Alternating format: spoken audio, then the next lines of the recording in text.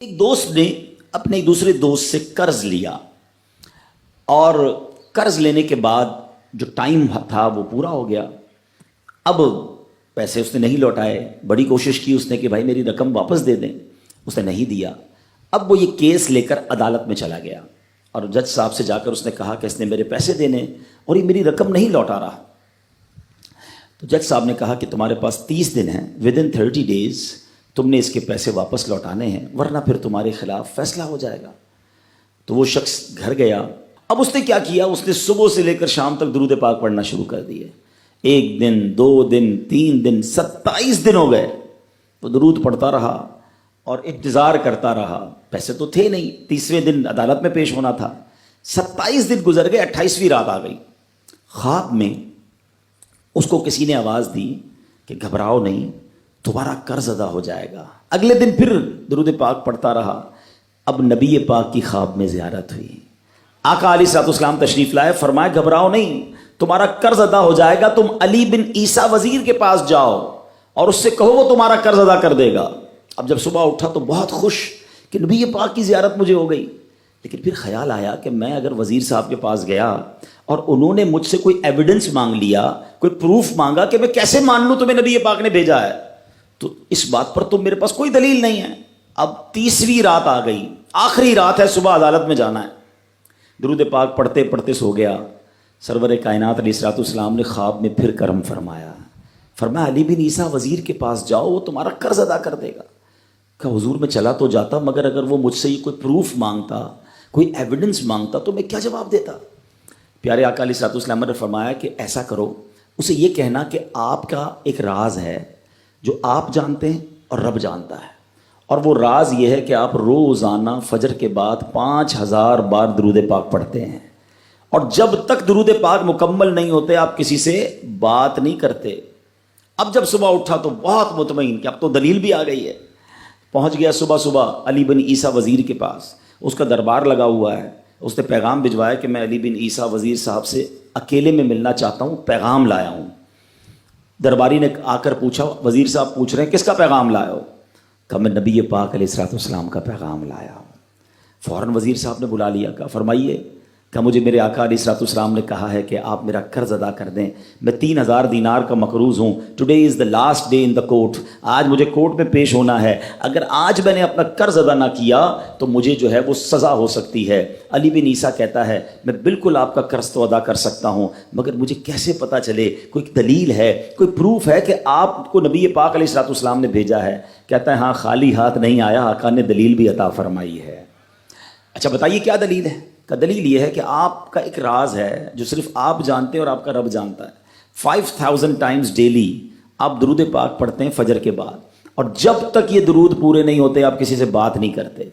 آپ ذرا پہلے تھوڑی دیر کے لیے امیجن کریں کہ جو وزیر 5000 بار روز درود پڑھتا ہوگا وہ عاشق رسول کیسا ہوگا. اس کی تو لاٹری نکل آئی نا، وہ تو خوشی سے جھوم اٹھا، کہتا ہے مرحبا یا رسول اللہ، میرے درود پاک قبول ہو گئے، بہت خوش. اب ابھی بیٹھے ہیں آپ کمرے میں، گیا واپس آیا اور 3000 نہیں 9000 دینار لے کر آیا. کہتے 3000 تو نبی پاک کا حکم، مرحبا یا رسول اللہ، 3000 اور لیجئے، آپ نے اتنی اچھی خبر مجھے سنائی، اتنا پیارا خواب سنایا، آپ کے قدم میرے گھر تک آئے، اور 3000 مزید لے جائیے، اس سے اپنے بچوں کے لیے کوئی کاروبار شروع کیجئے، اور ایک وعدہ بھی کیجئے، زندگی میں آئندہ جب بھی آپ کو کوئی ضرورت پڑے گی نا، آپ میرے پاس آئیں گے، میں آپ کا بھائی ہوں. اب یہ دیوانہ بڑا خوش ہو کر عدالت پہنچا.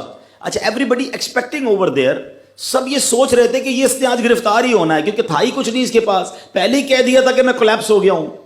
اب عدالت میں جاتے ہی اس نے 3000 دینار جج صاحب کو دے دیے کہ صاحب اس کا میرا قرضہ ادا کر دیں، میں جو ہے وہ اپنے قرضے سے بری ہونا چاہتا ہوں.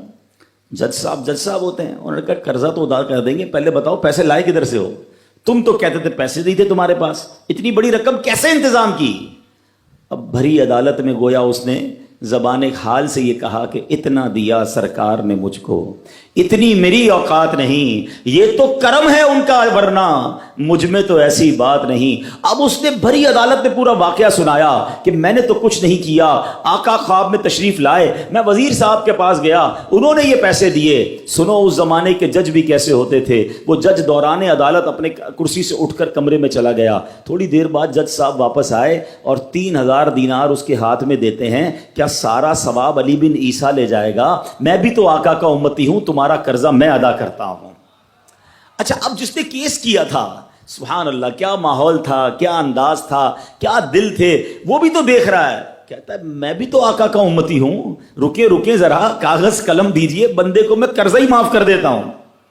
اچھا، قرضہ ہو گیا معاف۔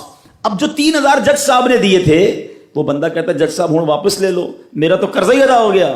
تو جج صاحب کہتے ہیں جو پیسے آقا کے نام پر نکال دیے میں نے واپس نہیں لینے، یہ سارے تم ہی لے جاؤ۔ اب یہ 12000 دینار لے کر یہ عاشق رسول جھومتا ہوا اپنے گھر پر جا رہا ہے۔ اے میرے پیارے اسلامی بھائیوں، ایک رات پہلے ایک سنگل پینی اس کے پاس نہیں ہے، اور اگلے دن 12000 دینار ہیں۔